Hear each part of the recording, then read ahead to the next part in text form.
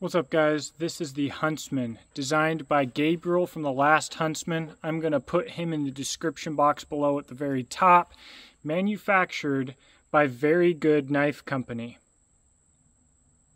which will be the second link in the description box below. This is a quick review. This was just dropped, and I'm going to be sending this back to Gabriel.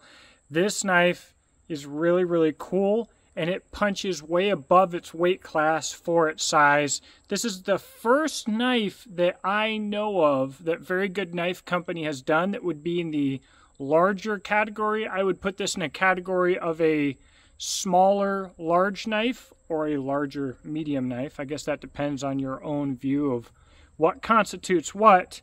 But this thing is very sweet, so stick around. We're going to take a close look at it, and I'm going to try and get this to you quickly and get this knife back to Gabe.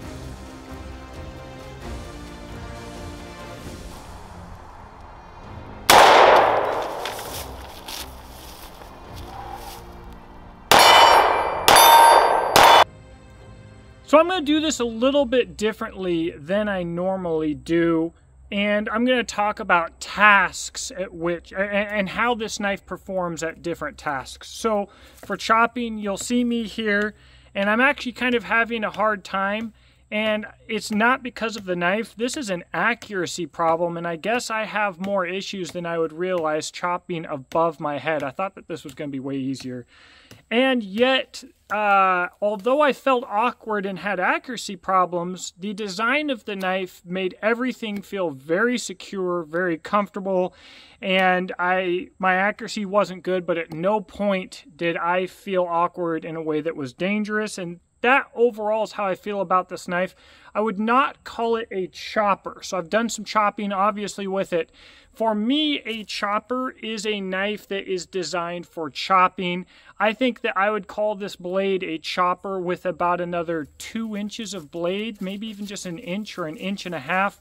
Where it stands now, it's at a happy medium between having chopping capability but being relatively compact on the belt and having a high degree of knife awareness. That is, with the blade length and the handle, you know where the edge is going and what it is doing without looking at it, and that becomes harder and harder to maintain as blade lengths increase.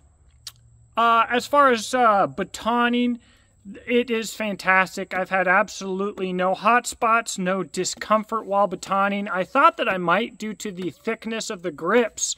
I thought that when doing some really hard, silly batoning, I might get a lot of force transmitted through the handle into the hand that was uncomfortable. But I think that the shape of the blade and the rounding at the back of the handle mitigated all of that perfectly. Absolutely no discomfort while batoning. Now, is this a batoning knife? No, I don't think it has the thickness to be a knife that is designed to baton. That would be probably something like my workhorse, right? However, again, very practical, and we're talking about packing a pretty huge punch for the size. We've got decent edge thickness as well as a saber grind, so we don't get a lot of flex, and it's going to pop that wood open really nice. Cross grain batoning was fantastic, and at no point have I had any concerns about potential failure from the blade itself. All right, the Sheath. This is the first run of knives of this design from Very Good Knife Company. The Sheath has fantastic retention. It is a very nice sheath. A lot of attention to detail here. I know that Jacob at Very Good Knife Company had to have spent a lot of time getting the molding and everything just right on this. We have a nice big drain hole, which is very nice for a knife like this, which we're going to assume is going to get abused. I have a couple of sheaths that hold moisture, Kydex sheaths that hold moisture in one point or another in the sheath, and that really pisses me off. I do not think that we will have any concerns like that with this sheath. Now, with that being said, again, this is the first run of the knife with the design. I don't love the webbing that we used for the belt loop. I have found that when I wear the knife, it can twist and come to the side a little bit. So I think on future runs, I've already talked to Jacob about it, I think I would go with a little bit thicker webbing, like a scuba webbing. Now, this sounds simple probably to you who are watching. If you didn't know, I own a rifle sling business. I guess you do know because I've already mentioned it. Webbing is not always that easy to find and to know what you're getting before you buy it if you're not doing it all the time. And even still, I know that I like mil 55301 webbing better than mil 17337 or whatever. However, you can't tell a difference on paper by looking at the thickness and the thread count and everything else. You just can't tell. So I already know that we're probably going to go a different route with this in the future. As it stands, is it still practical? Absolutely. It stays on the belt. It stays where I want it to stay. So it's good to go with that. Now, one thing on inserting the sheath, I do have to give a little bit more attention when putting this knife into the sheath than I would otherwise. And it's because with the height of the blade, if it's slightly twisted, then the edge will bite into the Kydex at the front here, and it won't move at all. I'm not concerned about this for safety, and I'm not concerned about this for ruining the sheath. I have just learned that if I go to drop the sheath in and it doesn't go, I have to look, think about it a little bit, and it'll pop right in. Now, sometimes a sheath, when it has a problem like this, can partially insert or even have a false click and make you think that it's locked in when it's really not. You're not going to have that problem with this sheath at all. When it's locked in, it is locked in. So it is a fantastic sheath. Overall, good to go. So a quick wrap up, a quick overview of the knife, what I think the knife is for. I have not asked Gabriel what he designed this knife for. I have not watched anybody else's reviews of this knife, so I'm going to tell you what I think the knife is for, and I might be wrong. But we have a relatively large knife, especially when you consider that blade height. We have a bit of a thick edge, but with the height of the micro bevel, we have a lot of strength, and it still just glides through the wood very nicely. Feather sticks, no issue. Very toothy edge. It's going to be very easy to maintain with this Odysee RV2. I've got experience with Very Good Knife Company's Odysee RV2.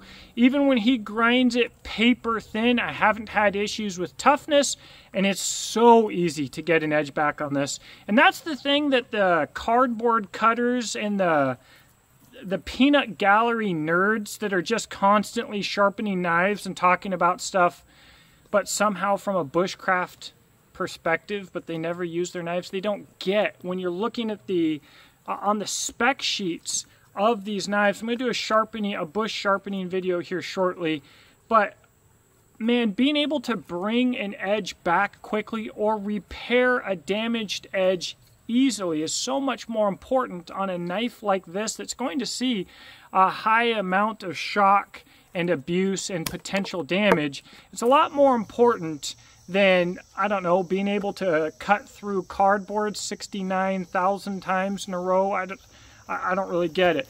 We have a good balance of performance for the intended use on this knife.